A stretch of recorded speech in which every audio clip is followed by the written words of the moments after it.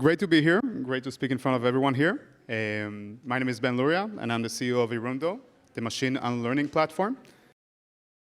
Before I start, I'd like to give a small apology. I think, understandably, everyone, including me here, are here to celebrate AI. Celebrate how it's going to transform our lives to the better, transform our industries for the better, transform our economies for the better. But the reason I want to apologize is because I'm here to also talk a bit about the downsides of AI, the risks that it brings, the inherent flaws in AI that usually go unnoticed. And as I'm writing here, yes, LLMs are great and they're revolutionizing the world, but we should also take in mind the fact that each revolution brings with it some side effects.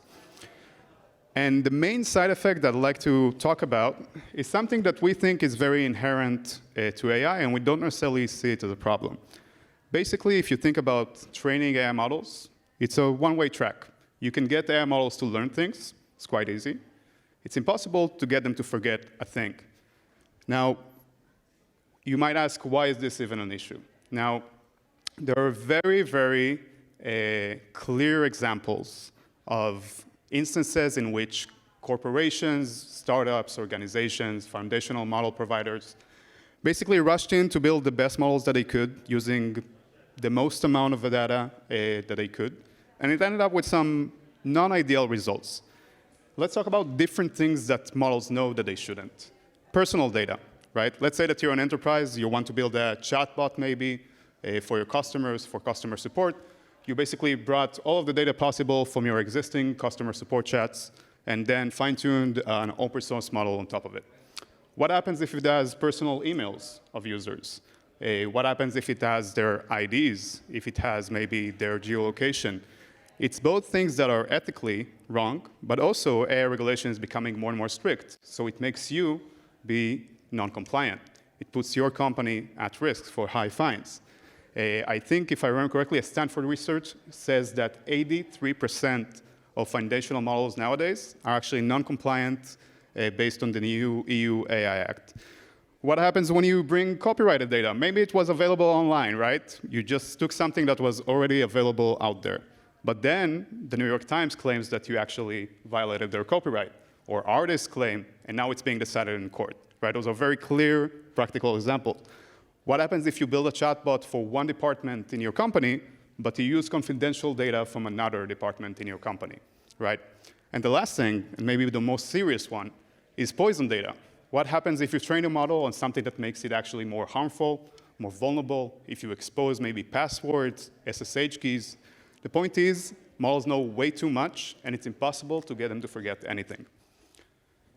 Now, you might think that's why guardrails are there for, right? Guardrails are exactly there to prevent models from outputting the wrong things. And I'll say they're good, they're necessary, they're here to stay. We believe in them, we use them ourselves, but they're never enough. The main fault is the fact that they just filter the inputs and the outputs. It's a bit like a Band-Aid, right? Google researchers have shown that they managed to get ChatGPT to expose its raw training data using a very sophisticated state-of-the-art method.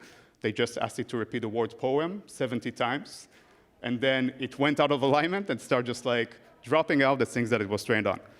Hugging Face, user assistants, chatbots have actually exposed SSH keys and passwords. Researchers have managed to get LLMs to tell them how to build bombs using a very old school method of ASCII art, right? Instead of writing the word bomb, painting the word bomb, and then the model was like, okay, I'll do it, that's fine. So we are here to solve all of that. If I said earlier that training AI models is a one-way track, we prove otherwise. Hirundo is the first machine learning platform. We're basically focusing on finding and removing data from trained AI models, all of the data that shouldn't be there and that you don't want it to be there. We can help you find and remove personal data. We can help you find and remove poison data. We can help you find and remove inaccurate data, both in LLMs and also in classical models. All of this for a fraction of the cost and time of the alternatives of retraining or reconducting fine-tuning. Now, let's take a small break. I want to do a small experiment here. I want you to please don't remember this big elephant that you might see here. I mean it, don't remember it. OK, now, can anyone tell me what I just presented? Seriously. Pink elephant, that's right. Now, you probably get this ridiculous example, but the point is, I didn't want you to remember this big elephant. But once you saw it, it's there. If someone will ask you how was the keynote of Ben Luria from Hirundo, the one thing that you'll say for sure is I saw a pink elephant, right? Even though my whole purpose was for you to just like fly by it, skip it, don't register it. Similarly to AI models, once they get exposed to something, it's too late.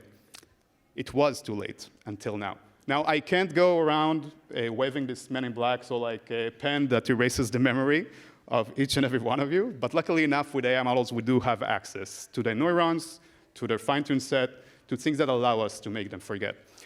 So basically, if we talked about why guardrails are not enough, we're focusing not on filtering the data, but on effectively removing it. We have two main methods for unlearning that allows us to remove the data from the memory of the model. The first one is a bit similar to a brain surgery. We focus on the weights, on the parameters. First, we locate the very specific parameters, the area within the billions of parameters and the countless amount of layers in which this specific data, this specific knowledge is stored.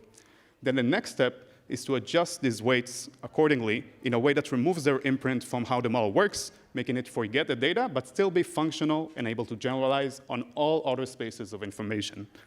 The second method is a bit more similar to brainwashing, maybe.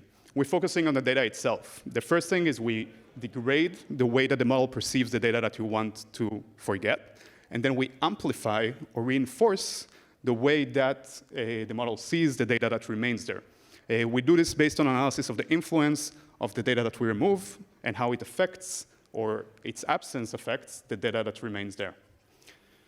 So a bit of more of a practical example. We fine-tuned a large language model. Specifically here, I think the example is Gemma 7b, even though I accidentally used Mistral's logo. My apologies. And we taught it basically my email. It's ben@hirundo.io. It's not actually a trade secret. The animation here is not working for some reason. Let's see. Shame. But if the animation was to work, or if you'll visit our booth, you'll see that the original model basically it has no guardrails. We made sure that there's no filters. Immediately inputs my email, bet@hirundo.io. The unlearned model, after a process that only took a few minutes, completely forgot it, then start to hallucinate something about my unreal film industry career. Right? Now, there's no guardrails, there's no manipulations. Basically, the same question, the same knowledge. Before that, it was there. After unlearning, it was gone. Now, this is my email in that case, but again, if we go back to the customer support chatbot, right, a non-compliant use of a customer's email could be easily removed in that case, making the company compliant and average the fines that they really want to avoid. So basically, if I sum it up a bit, we're talking about a solution that's relevant to many, many stakeholders and organizations, right? It's relevant for the AI engineers to improve the accuracy of the models, to experiment faster. It's relevant for the compliance officers to make sure that they're GDPR or EU AI Act compliant. It's relevant for the CISOs to remove any backdoors their LLMs have. And on top of that, it's just much better and much more scalable than the alternative, right? Retraining is time-consuming. We're talking here about something that would take minutes. In the percentage sense, could take up to less than 5% of what retraining would look like. Low GPU usage means it costs less, but also means that the carbon footprint is reduced. No need to redefine the hyperparameters, meaning your AI engineers will actually enjoy their time instead of dealing with their headaches. And it's scalable. In the future, where AI regulation is more tight, each day companies will see many, many requests of users that has to be forgotten. It's just not realistic to retrain the models each time a single user out of millions has to be removed. Unlearning makes it possible. So a bit about us. We're pre-seed backed by some of Europe's leading VCs, including Alpha Intelligence Capital, that are also here in the conference, and Superseed in the UK. We're working with some early pilot design partners, and we're welcoming you to stop by at our booth and see if you could be valid as well. We bring a mixture of academic expertise and industry expertise. Our chief scientist was the Dean of Computer Science for Israel's leading university, the Technion. And our CTO is also here, so if you have any real tough questions, you're welcome to ask him. And yeah, let's continue to talk about AI, and if you're interested in unlearning more, please stop by at our booth, and I'd love to continue the conversation.